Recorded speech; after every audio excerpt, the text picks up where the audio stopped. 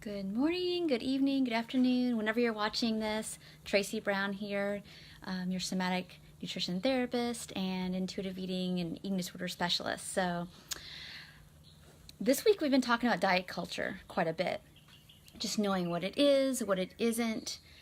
And then once you start to kind of unearth and excavate kind of how it has impacted your life, whether as maybe a chronic dieter or somebody who's is binge eating or is recovering from that, or someone on the eating disorder spectrum. And I shouldn't say that, of course, binge eating is part of the eating disorder spectrum as well, but I'm saying there's a difference between like binge eating disorder and binge eating once every 10 days or 2 months or something like that, but just feeling like there's a lot of carefulness in your eating and then a period of not. So just putting that out there for clarification. I'm not under realizing anything that people have been through, because I've seen, I don't know, I shouldn't say I've seen it all, but I've seen a lot. So anyway, what I want to say about recovery in diet culture, recovering from diet culture and recovery in diet culture, is that there is a level of like you're walking on, it's not that it's uncharted territory. I mean, I'm here speaking to you as a lived experience through all these things, and I still live in this world, which is diet culture, and frankly pretty set apart from it versus living, making my living, putting food on the table literally for my, with my family and helping, in this world. But do I actually make any decisions based on what anyone else thinks about my food or body? No, never. And I have some privilege around that because of my size, but I also know that there was a time where I didn't recognize that I had privilege, one, and two, didn't know if that was the case or would always be the case or whatever. And so I guess the letting go and the love in recovery and recovering in diet culture is several.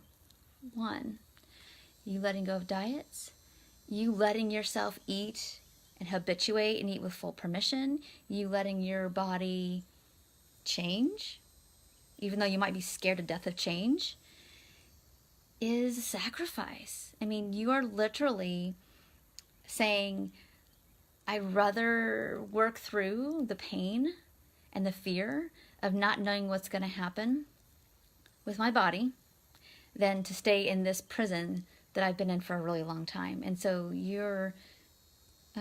there's some suffering there. I get that. And it's scary. And so you're not exchanging certainty for sure. And so what that means is that there's so much, even being willing to do that tells me like how much love there is in you for what you know is good.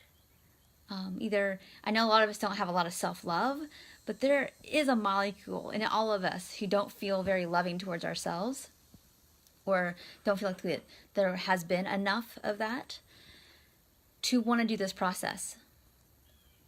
And that's something that you don't need to do anything, but I would love for you to acknowledge within yourself of like, even watching this video, there is a pull in you to live a life-affirming life, which is one that's not easy, because a lot of letting go. There's a lot of, I'll give you some examples of what you let go of when you let go of chronically dieting. And I'm going to just make that a really broad statement. When you let go of watching your food, being careful, and trying to like manage your weight, what you're letting go of is approval. Because, we are taught that like you're supposed to like look a certain way and be a certain way with your food, and that's acceptable. And I know it goes deeper than that because it just does for everybody. Even if you're a person like, I haven't gone through a lot of really overwhelming things, and this is just diet culture stuff for me, and because I've been a Weight Watcher since I was 10, I didn't really have an eating disorder. Nothing huge happened to me that would make this maybe mean something else. Well, maybe that's true. Maybe, honestly, maybe not. There are some things that probably have happened all of a sudden we just don't remember, and that's probably good. I'm not saying that's a true statement either for you. What I'm saying is that, like, whatever the building blocks that got us to a place of restricting, binging, eating for self-soothing, whatever it is that we're all going to have to sacrifice the desire to use food and weight and body as a way to try to contain all that, and to use it as a strategy or a tool to try to earn knowing where we stand with other humans. That's just kind of how it rolls. And it's really hard. It's really hard. So you are having hope and faith in doing that. That's something, there's going to be something better. And there is. And that doesn't always mean that you have more friends. It just means, or that everybody understands you or gets what you're doing, where you're coming from, like even how you live. There's some letting go of needing to have that to feel okay. But what you get in exchange is your own sense of, I can walk around in circumstances that feel like kind of overwhelming or big and be okay.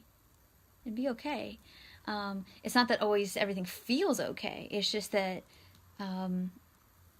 you're held, within this, like, I don't need other people's body or approve about my food and body to have the right to exist.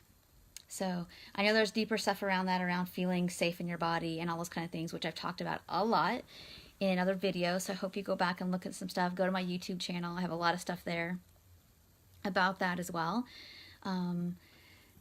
So what I'm trying to say is that, like, it's a big deal for you to be watching this video and talking about this difficult topic and feeling that little molecule maybe of love in there around this, to be willing to go further, is what you have to remember to keep you pushing forward. So I'm going to give you a few examples. So when I say letting go, there's also this, like, grieving around, like, let's say you do an intuitive eating. It's going to look different than somebody else's. And we let go a little bit of our own comparing as a need to feel like, okay, am I doing it right based on what somebody else is doing and how they do it? We don't want to do that because, somebody else may have some health concerns that their intuitive eating, it's really like, okay, I could eat certain foods, but I don't want to because of XYZ consequences for me. And I know that, and I'm good. I've grieved that. I'm good. And so they might be eating in a way that you might deem healthy. So maybe that's my intuitive eating should look like that. And it's not like that at all. And so that's one thing that we're giving up is that need to, like, scan around for the right way to do things. That's in you. And it takes a lot of practice. And sometimes it takes some help from an outside eye to be able to see, like, and how do you know that, how would you know what is needed for you? How would you know when things are just off and when you're kind of really in tune and following the feedback you're getting? You have to go back and, like, how do I know? And what do I think that means about me? And so those are some kind of heavy questions. So anyway, this video is a little heavier than others, only because that was just on my heart. I was driving back from what I was doing this morning of, like, doing this process and recovery. It's not going to be gotten by many. And do we have enough molecule of love and being willing to let go? Whether the letting go means, like, letting go might mean I have these spinning thoughts in my head about what the right way is to eat. And I say all that fast because that's what it feels like. Am I willing to let go with that and do some stuff that really scares me? Because I don't know what's going to happen. Or it feels wrong. It feels wrong to maybe let go of some of my rules. But you have to think about, if all those rules have gotten you to the place of a lot of pain, then maybe they're not quite the safe container you thought they were. Maybe they were at one time, but maybe they're not anymore. So I'm just going to leave it at that today with this video. This is just very heartfelt What do you feel like that you're having to let go of if you were to be whatever phase you're in this process? What is the beginning, the middle, and then like the non-finish line part of this, which is you're always learning. You're always learning. And it doesn't mean that you're not free and where you want to be. It's just that you're learning still. And that could be, usually a couple years to several years out when you first made that decision to, you know what, I'm done. I'm not going to restrict. And even if I eat more than I think I should have, I'm going to have compassion about that. I'm not going to judge that, but I'm going to be curious about what the function of that was. And sometimes the only function is that, like, I just haven't had XYZ food in forever, and it really feels like I just need to eat that. Whether that means that's extreme hunger, whether that means I haven't had that food in forever and allowed that, and I can feel like I need to have that several times, meaning that could mean days, weeks, whatever, till it's just not special anymore. That's all that could mean. It doesn't have to be deeper than that, and sometimes it is. And maybe what you're sacrificing or giving up is, I'm going to give up some time that I put on other pursuits, and I'm going to take some time for myself to, like, be present to all this stuff every day instead of go, go, go. And other things that I kind of deem more important, like, there's a lot of things I think if we looked at our day that we think that we got to be doing that squeeze out our time to be present with ourselves. So we do a lot of other things seem more important. So maybe what that means is you watch this video, and the time that maybe you spend watching my videos are always there for you. So maybe you take, instead of watching them every single day, that you collect them. And I tend to make videos usually around 10 minutes, occasionally 20 minutes, but never longer than that. Take that time. Skip a day watching a video. Take that time to check in with yourself. Just even one time. And if you hate it, don't do it again. My videos will be there for you. You can double up on a day, no big deal, and learn how to make time for all this because it's super important. You are important. Your freedom is important. And not many of us do this deeper work in our life. There are people that I know that live a really, really long life, and they're just the same in terms of, like, insight about themselves and their lives and maybe their behaviors at 90 or at 80 as they were when they were 17 years old.